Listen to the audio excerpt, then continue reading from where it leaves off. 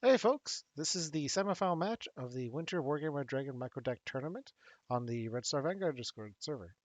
Today with me is my co-host Trout, who participated in the fight on Alpha Team, and on the other team is Delta Team, led by Alpha. Let's get started. All right, All right, on your countdown. all right, three, two, one, play. All right, I really enjoyed this match. Yeah, it was a map I did not expect. We've done a lot of jungle fighting, a lot of kind of the forest maps, and to get a desert map was a nice change up. Oh, definitely. All right, so I see it looks like you're pulling a 5 and a Su-27 SK in the beginning here. Just trying to see if you could. Looks like you're trying to see if there's like any kind of helicopter rush over here. Um, and the layout of this map is kind of geared towards like both teams owning the first 5 areas on the other sides of the river. But Yeah, Juliet is a little bit hard to reach, and so is Gulf, in a way. But I should say Echo and Gulf tend to be usually kind of like the contentious spots. Sometimes Hellborn results and Foxtrot and Delta are. And we got some aircraft that went down over here. Looks like Big 23 just went down. Ambi is doing an offloading of troops, and he's also offloading troops in the center of the map. yeah. Ambi did a really good play here, actually. He noticed that Opfel was bringing in the infantry, and Opfel landed and unloaded. And so what Ambi did is he just kept his troops in the helicopters, let them unload all the rockets, and then unloaded them to kill the transports. And that got us that little town just between Gulf and Foxwood early on, and that was a really good strong point, um, just to kind of keep them from having any good access. Yeah, it was a good move. Yeah, He and held the, down Gulf on that kind of side for us early game. oh, and you hate to see when a special force recon and some other infantry is being just cleaned by Spetsnaz. It is pain. It looks like Comrade is kind of really dug into the town here. And it looks like he's playing motorized, and I think he's gonna be struggling to find cover in this map unless he really deploys smoke. Now, I almost feel like a cheater for doing this because I've watched all the matches. In this match, I had a very good idea of what the enemy team would bring against us as a lineup, and they brought exactly the assets I thought they would bring. Uh, and it was sort of All, funny. it's okay. All the matches are on YouTube before the everything was, here. So I definitely wouldn't say it's cheating when it's publicly available information. That's fair. That's fair. But they pulled exactly the decks that we thought they would, and we actually modified our deck layout a little bit to meet that and to respond to that. One of the big modifications was actually Ambi bringing in the Mi-24Ds with the Gornos. And, as you can see over on Golf, that was a really important thing to have for early game. Oh, Reach Any just driving into this town with infantry? That's a bold move. Very I bold. didn't see this, actually. This is something I didn't realize that she was so aggressive early game. And I hadn't realized that was a fight early game. I totally missed that as I was kind of focused over on that Golf Charlie lattice. So it's kind of interesting to see this and see exactly how it went down and how Comrade responds. Looks like he's pulling his XA-185 KTs up. They also have Bushmaster, so the Sony Mills will probably shred up a lot of these BB2s if they outnumber them. We had a very hard time early game, especially because Opfel did get air superiority. We contested that. We had some decent assets up to prevent them from having total air superiority. But they definitely, in terms of being able to bring in fighters, being able to bring in bombers, there's something we were able to do. I think Reach On's biggest mistake here was that they clustered everything too close together, and they didn't keep their tanks decent, respectable amount of distance from the town, so they end up just getting multiple infantry. Like, Yeah, there's no reason why you have to push your tanks up to within 500-meter range of our RPG firing range against the town. That I think was a bit of like oh shit, I forgot to pull my tanks out of the town area. But no, they were just right up in the face with tanks. That being said, with that loss, as you know, as many units as were lost there, there is a reserve force immediately there pushing up and to hold that line. And that's good planning. That's looking ahead and saying, oh, there's a problem, but I've got something else to deal with it. So Yeah. And now those 1XA5 KTs, since they don't have anti-tank missiles, they just can't compete with the BMPTs. This is a fight where the BMPT's missile really shines, I think.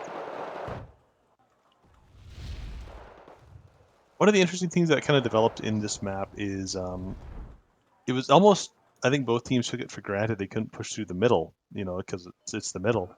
Mhm. And the bridges make that very difficult and very kind of unlikely to happen. And as a result, both major fights were on Echo and then on kind of Gulf, as you mentioned, and that's where they stayed the whole match.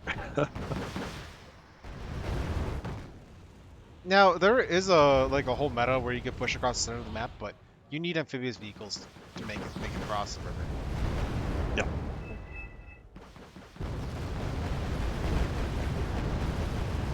you can definitely see Ophel's air superiority going to work. One of the interesting things I kind of hadn't really noticed is he has a lot of interceptors, but doesn't have a lot of bombers at this point. So definitely strong interception assets, but unable to really capitalize by hitting ground targets in a way that hurts.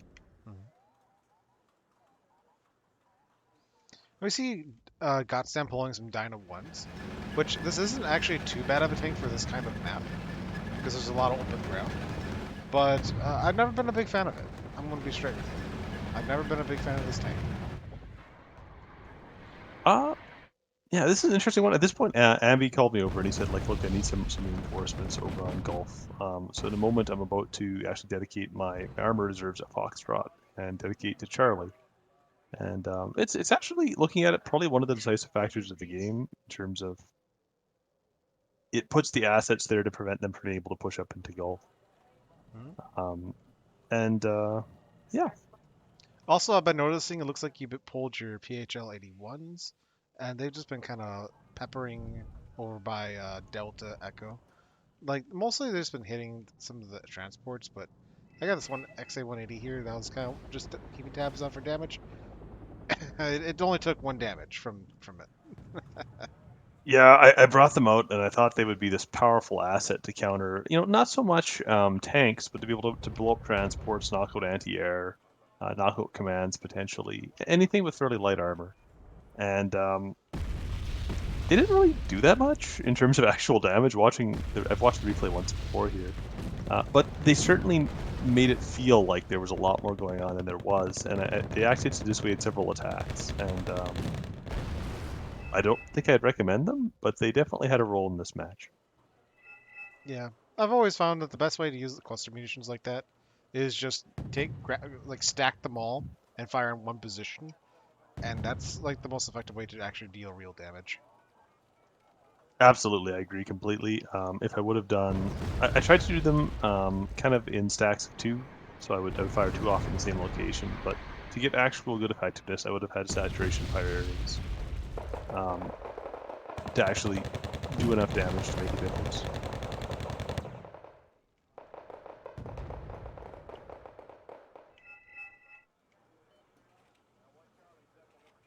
And my focus in this was it was a Marines deck, and it was to pull China Marines specifically to be able to pull air assets, some artillery assets, and then a little bit of Marine assets, and the Marine cards just in case it was a naval level. And for what it was supposed to do, I think China is actually a really good nation to be able to hit kind of decent options for infantry, for tanks, and for planes, and for support assets actually as well. So I was fairly happy with the deck. I would Yeah. change some things about it for sure, but it definitely acted well to support. So So we're seeing some cluster rockets here hit our infantry, and maybe at best it's shaking some of the infantry, but nothing much else. Looks like we got some flares going out by Charlie Golf now. We see a Tunguska by Gots without any recon support, which is, I guess, interesting considering that this map is kind of like really friendly to anti-tank missiles. Um, but Yeah, I guess he's just kind of sending it out there. Interesting, interesting move. Maybe he sees a helicopter and he wants to shoot it down. But I think the K-52 having its seed missiles on and yeah, oof, oof. Yeah, sorry. That's why you got to key move this thing and turn off the gun. The gun is Yeah. nice to have, but when there's a Soviet player that has a K-52, it is very rough to keep that radar on constantly. Not to mention, in the beginning of the game, they probably would have seen your FIBO, so they would also know that you have seed. So just having all that seed is just going to be a huge problem to deal with if you don't manage your radars.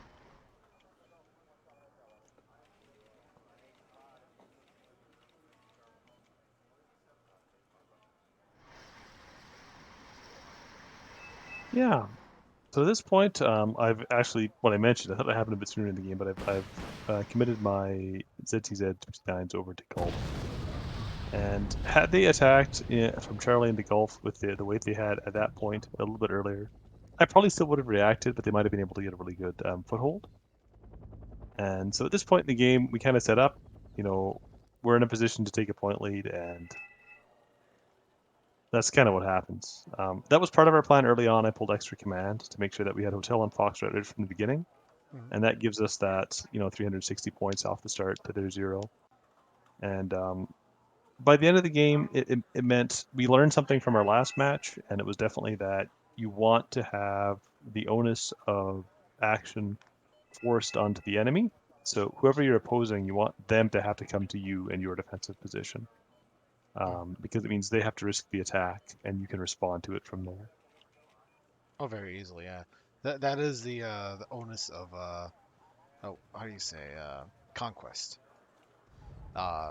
This game mode forces you to early off capture as much territory as possible and defend it desperately against what will be a usually relentless enemy attack.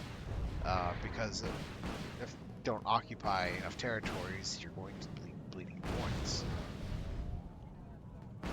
I'm very interested in it's something that I look to work on personally is working on a little bit of management for fighters. Offal, I think he does a very good job with planes, and they tend to come in conga lines, and it's something that the computer does very well, and I would like to personally kind of work on countering that and finding better ways to deal with that.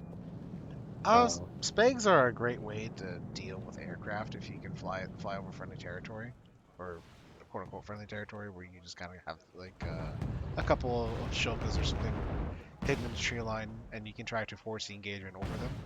That's usually the best way to have a dogfight, is with the enemy this planes being constantly being peppered by guns. this is a very interesting moment actually. Over Gulf, you can see that I've got some tanks retreating, and so I said that I was going to attack into Charlie.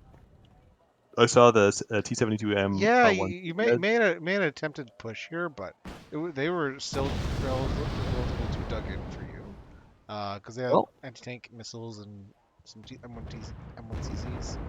Um, and something I'd recommend. I see a lot of people launching attacks and then just saying my attack is launched, it's following through.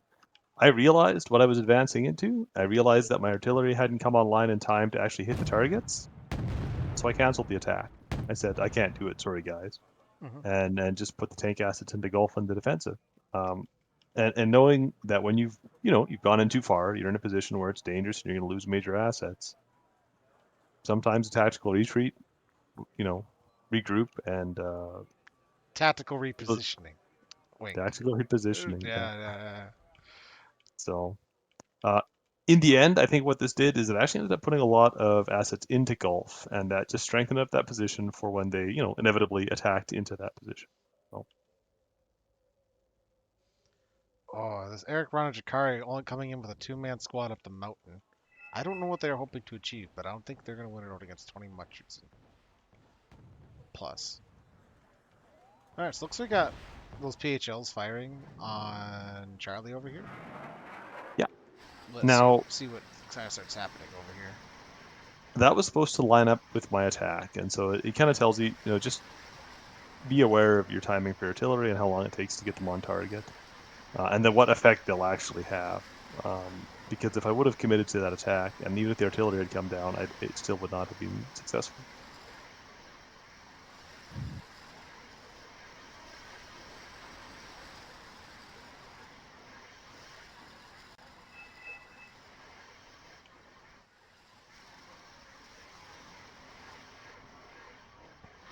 Comrade Reach, and he like all of the matches I've played, they dig in really well. They just put out a lot of infantry, a lot of tanks, and hold a position. And that's exactly what happened on Echo. Just a good line of defense, everything backed up with something else behind it. And it was part of the map we didn't have to worry about. It was just taken care of. There was a fairly narrow flank. They had to push in through one location, and it was just slowly and methodically building up a really strong defensive line. Very good play, very consistent. And then we see a helicopter that's trying to go for a flank. It just get absolutely downed by comrades ITO 90. And looks like we got some OT-62As just absorbing missiles of Ambi's Mi-28. But fortunately for Ambi, the Mi-28 has enough missiles to pack for days. Now, this is interesting because at this point in the game, just by the point lead alone, it forces the onus on to Ophal's team. We're at 430 points. The point lead isn't huge, but it's there, and it means that we can set up. We can set up. And Offel, hold on. Offel coming in for the sweep, knocking out Ambi's K-52 and Mi-28. Yep, that Oh, was that a painful loss. with So with with losing one L-17K. I have to say I think that was still a good trade to make. yeah, I So think one of the things that did though is that covered reach, and he actually brought in a Tunguska into that area after that because of that, I think, and that made a really big difference later on in the fight. So it was very good response. oh yeah.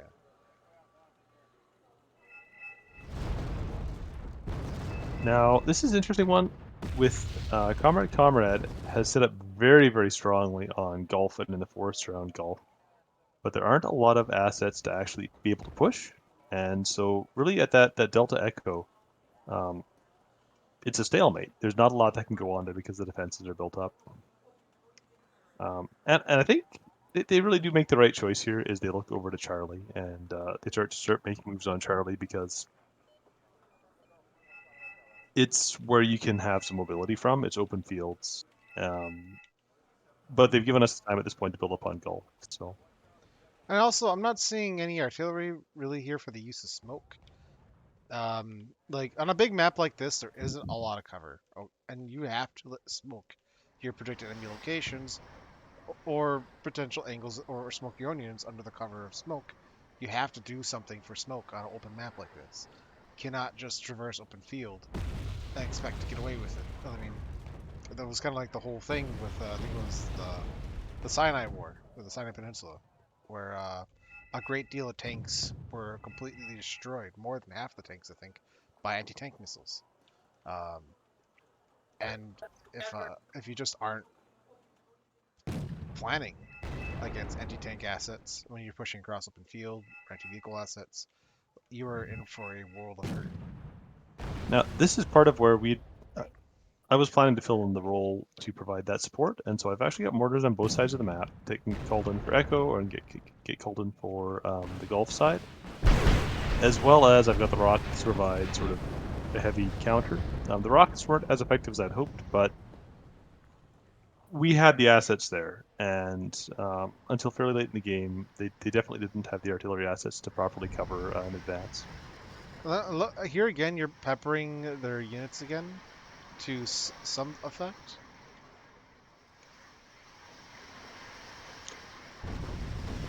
And We see some vehicles that did get destroyed finally.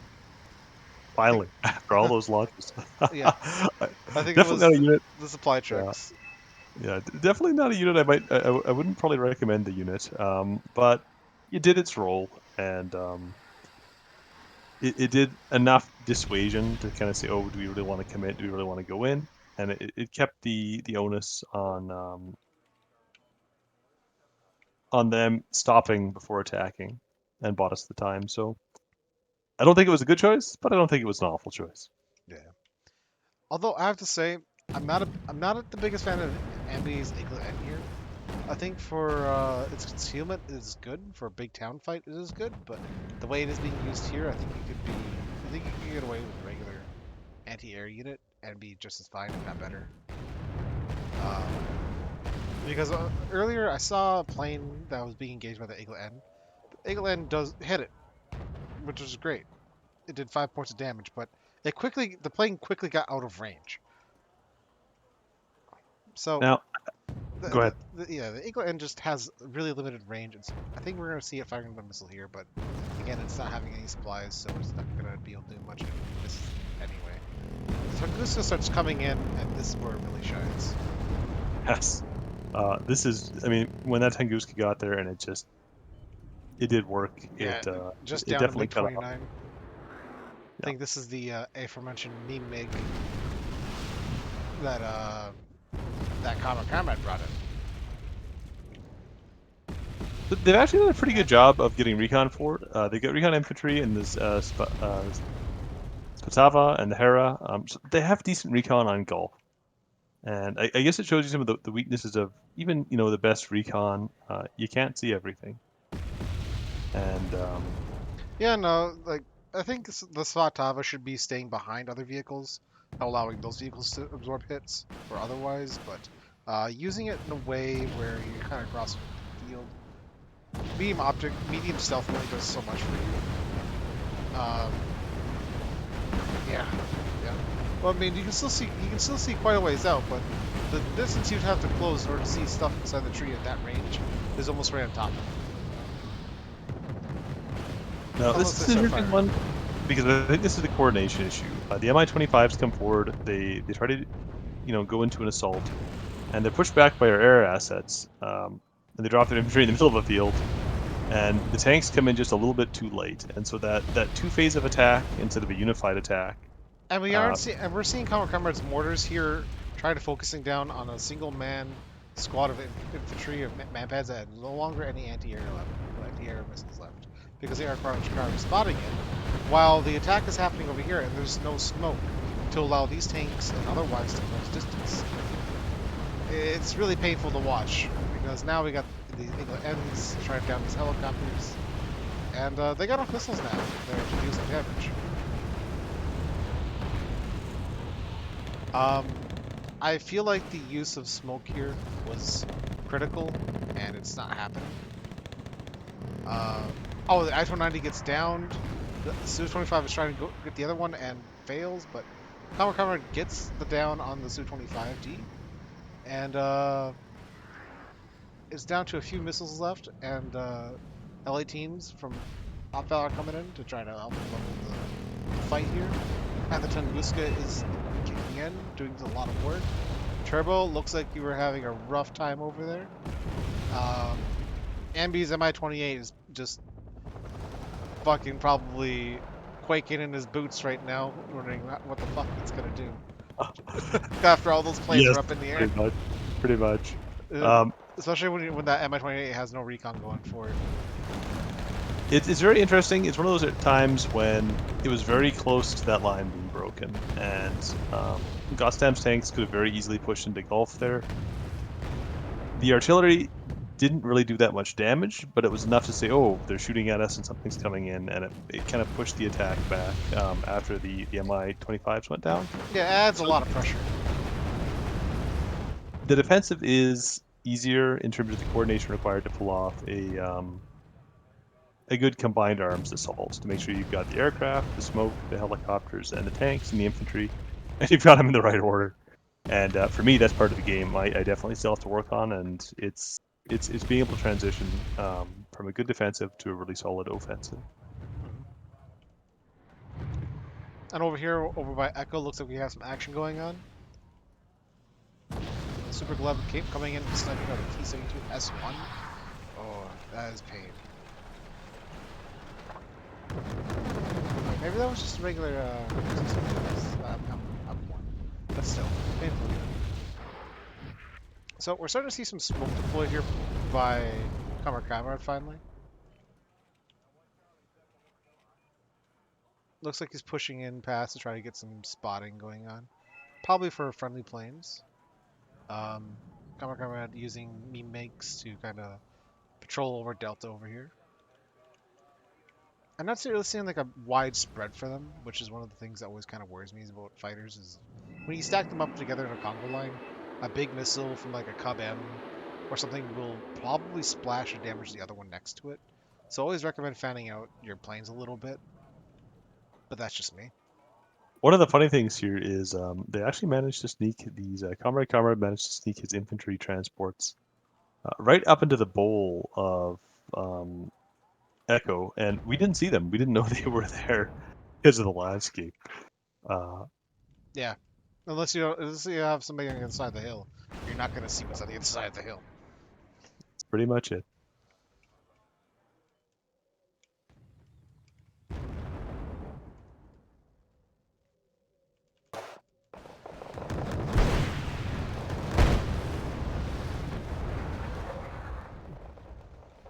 What we had.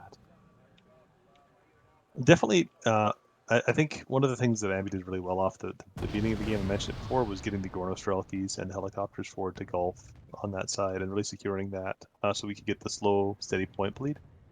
Um, And here's kind of funny. We got a moment. Sorry to interrupt you, but we have a no, Svata over here engaging a Tunguska with a Smalyuka missile, and actually potentially getting the kill here against Tunguska.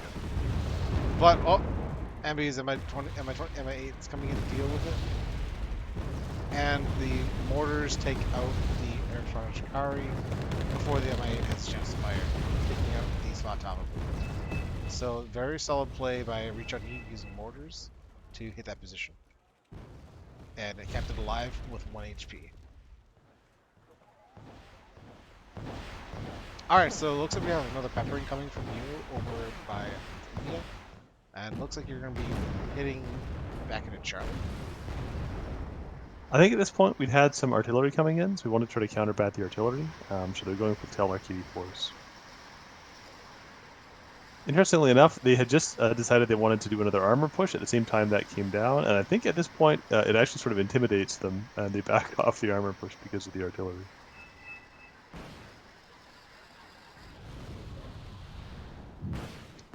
Actually, that artillery did 0 damage, I think, to this Yeah, grouping. the it might have hit the Telarc for a little bit, the Telarc 84, but generally that cluster munitions with the 3 AP did not do a heck of a lot to anything. Yeah, another thing with it too is that it's really far back. And in order to get like the effectiveness from the PHL 81, you have to fire it at its minimum firing range as opposed to its maximum. If you want a tighter dispersion, which usually gives you better damage output. High volume, one area, you have to hit a very relatively close range with about like 7 kilometers, and that gives you the dispersion and damage you need to kill. But otherwise, you're just kind of peppering to threaten and trying to force them out of the area if they're willing to be intimidated by that. But usually the effectiveness of the intimidation is usually dependent on results.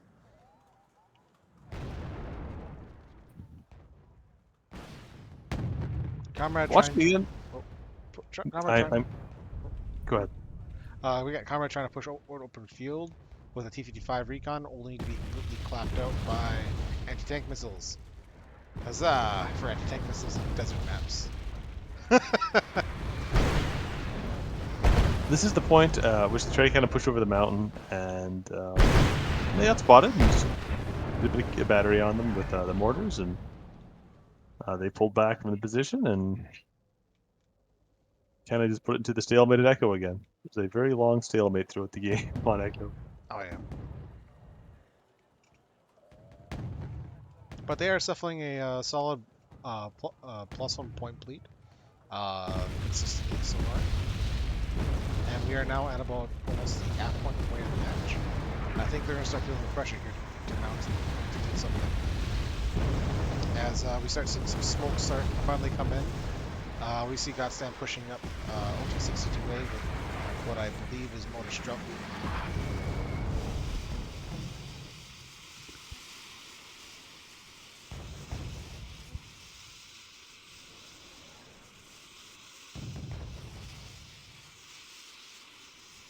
So I'm I not like the sure. approach here, but it's really lacking the volume needed to do anything critical.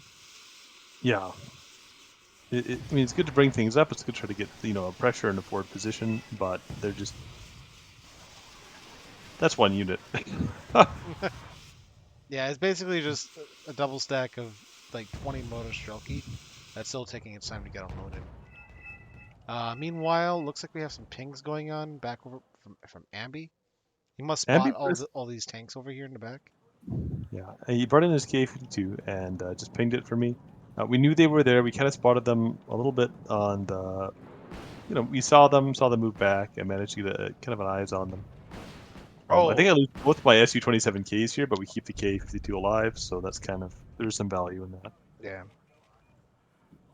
And it was just confirming the targeting so that we could land artillery back on their main tank cluster to help dissuade them from actually engaging. I'd already drained one fob at this point, so now I went to drain Ambi's fob as well. Yeah, I don't think those Shikari and Motor Strelka are going to be having a good fight against Hutchinson 90.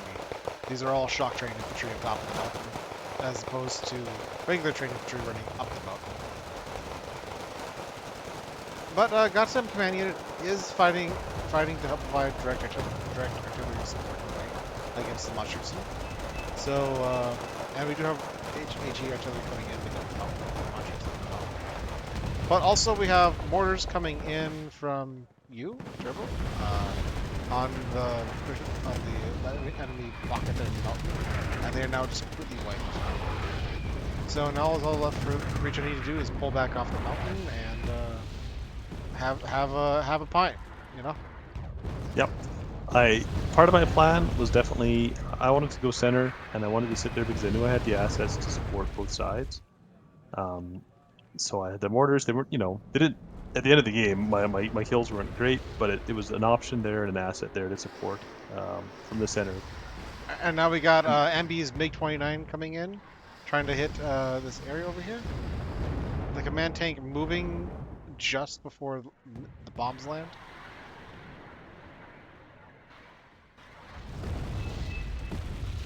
Good play, good maneuver there by Guts. I think we're about to see an actual attack over on Charlie. The armor is moving up. And once again, actually, we saw them moving up and fired rockets in just to try to dissuade them from actually engaging.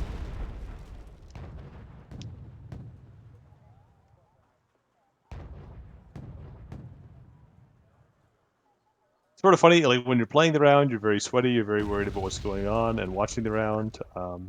Once we set our initial positions, it was a very static round, and we had the points and we just held them to the end of the round essentially.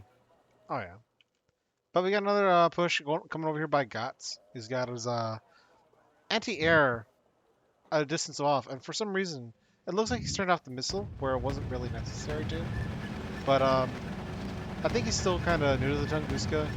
Um, but yeah, just to kind of iterate for those of you that don't know out there, the gun on the Tunguska is radar, but the missile is not. So you never really have a reason to turn off the missile unless you're trying to actively stay quiet and not fire a missile off anything that passes by when you use attack move order. So, but beyond that, I think you're better off leaving the missile on. So that way you can use attack move and try to engage helicopters. Um, it's all right. Looks like you've punged them over here, and you're gonna see if you're probably gonna try to do something. The Tunguska's kind of lash out at the MiG-29s, panicking one of them and bring it down to 3 hit points. Kind of looking like the fight at Echo is kind of is gotten down to a nice quiet point right now. Um, while Got's trying to focus on setting up a push. I hadn't realized as much. Definitely a pretty tough push for Gots because there isn't supporting artillery as much, and there isn't really other supporting assets. Opfeld does have some planes coming through, um, but it's kind of a tank push on its own. There just isn't a lot else out there with it. It is quite successful actually, given the volume of tanks. Um, but there's no infantry to back it up, and unfortunately, there's no helicopter support. It's a very difficult attack to pull off without having something else coming in to really support. Yeah, and the Mimigs are taking a beating right now from those Tunguskas. And, oh, your 5 taking a bit of a punishment there. Oh, wow. Yeah. At this point, I think I had actually deployed all of my infantry and all of my tanks, and so I can. It was in some ways it was actually good because it meant I had to pull plane assets. So I started pulling in the JH7s, things like that, to help counter this. Ooh, and those Dino ones actually kind of picking up the slack by using those anti-tank missiles on this map. Generally, I don't approve of it because of this tank usually being a less ideal option compared to just taking infantry transports. But here, I think it kind of shows itself as like a C tier tank. It's got missiles to do damage on open field and kind of act as impromptu overwatch, but it has no business bringing its gun to the field for other than self-defense. The L17K, ooh, being lost again to the stacks of Tunguskas.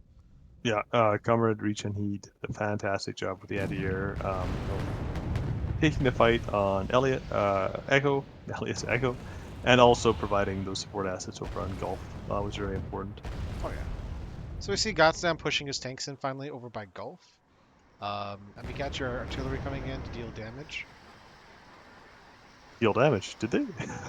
If they deal damage, yeah. Oh, we actually are seeing some damage coming in. And now we got all these Mi-24Ds coming in from Ambi. And the Tunguska keeping its weapons off is not doing the tanks any favors. Even the Mi-24D is starting to get missiles off on the Tunguska. Or maybe that was the KP2. I think But, that was Kate too, yeah. Alright, so now the Tunguska is starting to get weapons on. The KP2 has no more sequences, but it gets taken out anyways.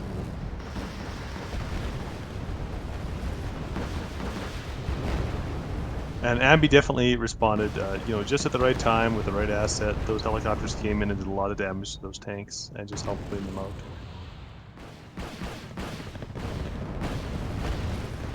And unfortunately, in terms of infantry, there just wasn't enough infantry to really push from Charlie to Gulf, and so it was sort of a tank assault on its own.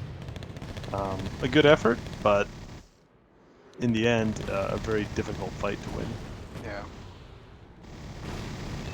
I was very worried about that attack. I was kind of stressed out, and Ambi and Comrade Richan he just came in and really brought the assets needed to hold the front, and yeah, it was a very solid, good, organized team response.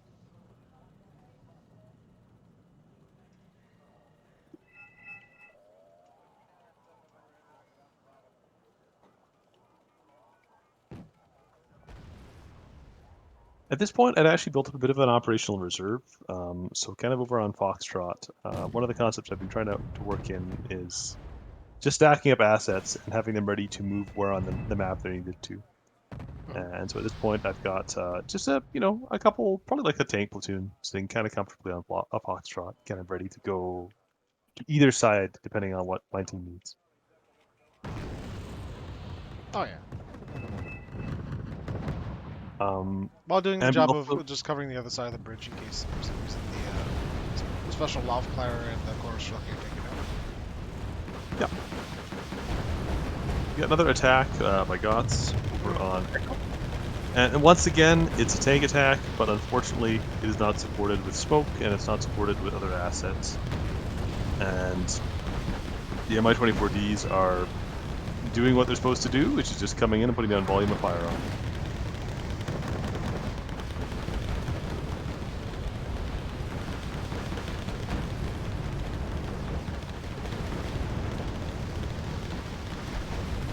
Looks like Comrade is pulling in a lot of XA-15 KTs. His IT-090 is going to be struggling to kill this many Mi-24Ds. There's just not nearly the amount of number needed to quickly and swiftly put them all down. And I don't even know if it has enough ammo for that either. I think So, this is actually.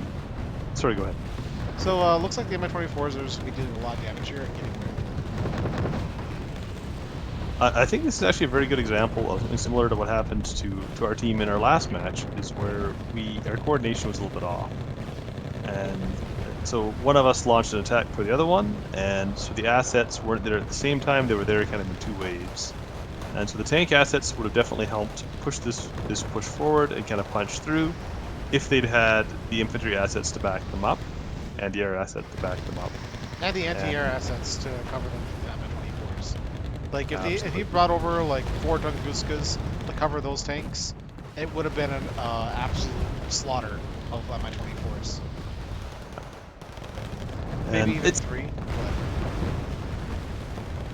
I think the defense in this game, if you can set up a good defense and you can set up a defense in depth, is very, very strong and very hard to attack against unless you have very good coordination and bring in very good assets. And being able to maintain a defensive and just bring units forward as needed can make a very big difference in terms of kind of just lasting through the fight and being able to maintain,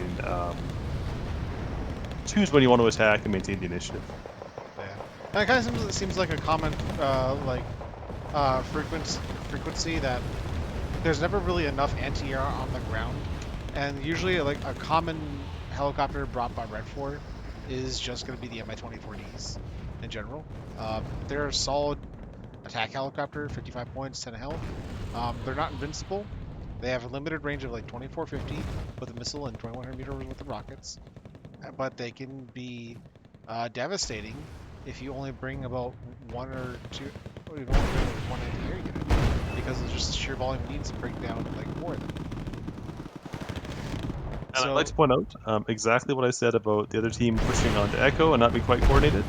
We do the same thing right here. I push onto Delta, and I push onto Delta with tanks, and the coordination's a little bit off, and I end up taking very, very heavy casualties. And pushing into aggressively, which you also mentioned, against infantry, and it puts them in range to use their rockets. So.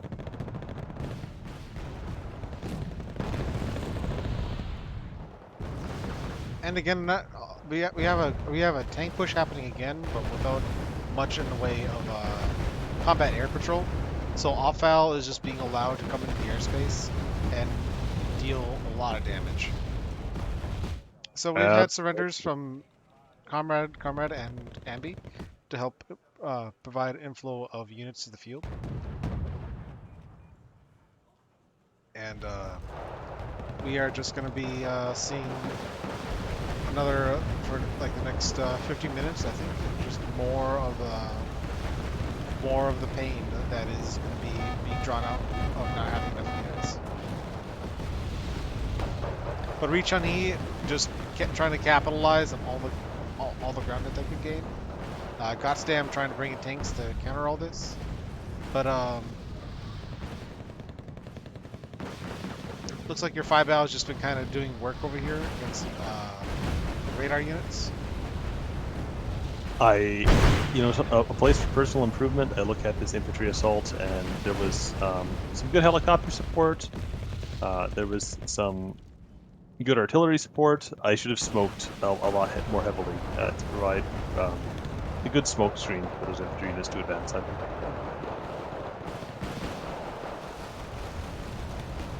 You can never have enough smoke. I am very much realizing the importance of smoke.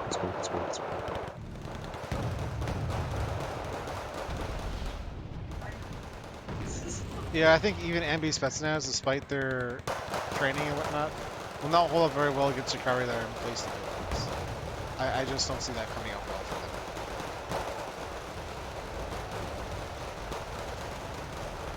The interesting thing with this pest stats is I'm not sure whose control they were under, but because Ambi is gone, Oh, yeah. Ambi has no control over them.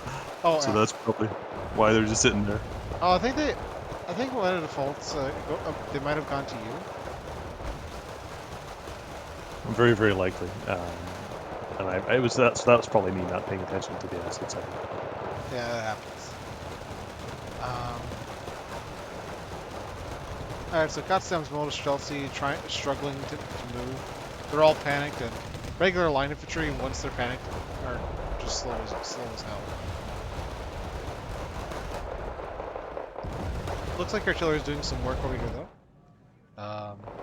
Just trying to keep this infantry suppressed while Kama Chinese watches them make their way into the town. That's pretty much it. At this point, we knew we had a really strong point lead, and it was just kind of consolidating and we could push kind of comfortably without worrying about not having a line to fall back to, and kind of what we did. Once again, with kind of keeping a central reserve that can be sent to where you need to and a reserve force, I rebuilt my reserve of tanks in the middle with the points I got from Ambi's surrender, and well, commit them into Delta to support the attack there, and yeah, that's pretty much the end of the match. Oh yeah. All right. Well, we got some Kama Chinese BMP2s trying to push in and reinforce the town ever more. Um, we have a lot of tanks also coming in. Um, what chaos this is. I definitely learned a few things, and definitely would do things a little bit differently. But overall, it was a really fun match, and looking back on it and seeing it from this perspective, it's very static. It's very the line gets drawn and we hold it, and it's only at the end once we built up the mass that we really get to exploit it. Yeah. Um, you know, uh, Comrade Richan, he was very much on point. Very strong defensive line, And I and think I think Reach need to learn from the beginning of this fight that pushing your vehicles up the town with an RPG firing range isn't the way to go about it. And they are keeping their BMP2s at a respectable distance away from the town, ideally out of RPG range. But with that napalm there, they don't. Even those Streltsy could become a problem real quick. So now it's just about trying to suppress them with 30 mils.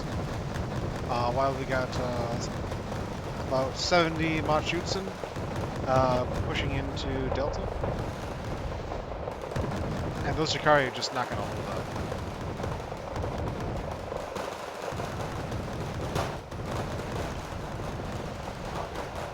Unless a big bomb comes in and wipes out these Machutsen, it's not. Those Shikari are going to have a very bad day. and the Urals they're a good plane. I don't think they have any electronics countermeasures, and so those radar machine guns just tore them to shreds. Oh, yeah. The guns don't. I honestly don't think the guns care about ECM. It's more missiles that you really notice with ECM, but guns will just tear or will usually ignore ECM. For all, Okay. yeah, and even if they didn't, like for all respects and purposes, like those Tunguskis fire 2,767 rounds a minute. You are 30% ECM isn't going to affect the result. Okay. You've got a good point. You've got a good point. I've got lots to learn about the game, and I'll be the first to admit that. So It's all good. It's all good.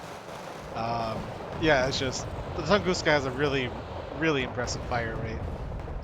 It's a great piece of equipment, and when used right, it can devastate any kind of air assault. And that is the good of the match. yeah, All right. um, kind of on a retrospect on it. Definitely in terms of kills, I did not carry my weight. Uh, I hope I made up for that in just kind of artillery suppression and sort of disincentive and holding the middle. Um, but Comrade Rechan, he did a fantastic job. I mean, if you look at the conquest points here, like you did the most for like holding down the point of any holding down points. That's what you did, and then you just kind of threw it into the fray to feed it to keep them from capping the points. And hey, sometimes that's just what you need to do. While letting your team deal the grunt of the work, and be kind of coming in with the best KD ratio and Richie coming in with the best raw numbers. Um, it was a pretty well coordinated team plan. Kind of have that one person doing the support role of capping the points while letting the other two do a majority of the work. Um, and then for Gotsdam, he took a lot of pain, unfortunately. His tanks were not very well supported with smoke. They were not very well supported by any quality line of infantry. Um, And the transports that the infantry were brought in were, well, 5-point transports. That's all I need to say. But if you don't bring them in volume in like a single area, I think the cost is how do you say, the cost is not going to justify itself if you don't bring them in a large quantity in one area to really make it worth your while. I will say, I mean, for Ambi, the early push into the left side of the map for us there, getting down troops on those points and just kind of locking down their ability to advance easily into territory made a really big difference. It took me a little while to actually get the troops in there and reinforce those positions, but that early aggressiveness, the early ability to get helicopters in very very quickly and get infantry on the ground made a very big difference in holding the map and setting us in a position where we were very comfortable with our point lead throughout the game. Um, so I think Ambi's plays early on made a very big difference in the game. Hmm. Also, the ability to have helicopters as a fast response and have them as a fairly damaging fast response made a very big difference. One thing with Hotfell's deck is that there was not as strong a unit, I don't think, as the Mi-24D to counter tanks and to counter infantry assaults. Yeah. Um, I think Offel, where he really shone best, was just trying to wrestle for air superiority. He kept your team on lockdown, even your planes with the 227 SKs, and downed a few 5-hours, as did Comrade, bringing his meme MiGs. The meme MiGs are kind of a funny plane against. There's kind of in and out sort of planes, you know. Um, Good for probably even combat air patrol, where you just kind of have some planes fly up around, lob a couple missiles in case you spot something and get the hell out of Dodge. But no, I think Alfel and Kammer did all right with the air game. But I think for constructive criticism on your team is that you could have done better combat air patrol by keeping air superiority fighters behind the front line to help spot stuff before it came in. But then again, you know, if they spot your stuff, how quickly can you get it out with dodge before you lose it? If they bring in a Congo line, and I think the whole apparatus there is that when you do combat air patrol, you have to stay over something. It's like a heavy anti-air asset, like a Cub-M or Tor or a Buck Sam system, something like that. And so that way, even if you do lose that plane, they will lose more in return because fighters in this game often have exceptional air detection, which is the best for air detection of any unit in the game.